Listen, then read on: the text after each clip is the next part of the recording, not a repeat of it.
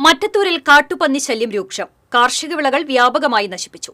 പന്നികളെ അകറ്റാനുള്ള മാർഗങ്ങൾ ഫലപ്രദമാകുന്നില്ലെന്ന് കർഷകർ.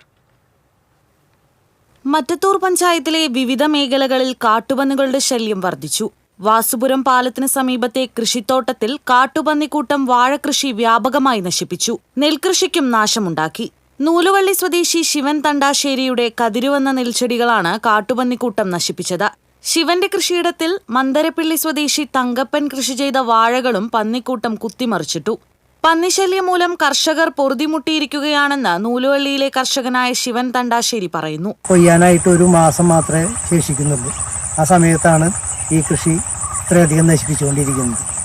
പന്നിയുടെ ശല്യം മാത്രമല്ല, മയിലിന്റെ ശല്യവും വളരെയധികം ഇവിടെ നമുക്ക് അനുഭവപ്പെടുന്നുണ്ട്. ഇവിടെ നെൽകൃഷി മാത്രമല്ല, വാഴകൃഷിയും വളരെയധികം നശിപ്പിച്ചുകൊണ്ടിരിക്കുന്നുണ്ട് പന്നികൾ. പഞ്ചായത്തിന്റെ ഭാഗത്തുനിന്ന് എത്രയും പെട്ടെന്ന് സത്വരമായ നടപടികൾ സ്വീകരിക്കണമെന്ന് ഞങ്ങൾ ആവശ്യപ്പെടുകയാണ്. കഴിഞ്ഞ രാത്രി അവിട്ടപ്പള്ളിയിലും കാട്ടുപന്നിക്കൂട്ടം കൃഷിനാശം വരുത്തിയിരുന്നു. കൊടുങ്ങ സ്വദേശി എടത്താടൻ സാബു അവിട്ടപ്പള്ളിയിൽ കൃഷി ചെയ്ത വാഴ, കപ്പ എന്നീ വിളകളാണ് നശിപ്പിക്കപ്പെട്ടത്. മൂന്നുമുറി പ്രദേശത്തും കഴിഞ്ഞ ദിവസങ്ങളിൽ കാട്ടുപന്നികൾ കൃഷിനാശം വരുത്തിയിരുന്നു. കാട്ടുപന്നികളെ അകറ്റാനായി വിവിധ മാർഗങ്ങൾ പരീക്ഷിക്കുന്നുണ്ടെങ്കിലും അവയൊന്നും ഫലപ്രദമാകുന്നില്ലെന്ന് കർഷകർ പറയുന്നു. TCV news, Kodakara.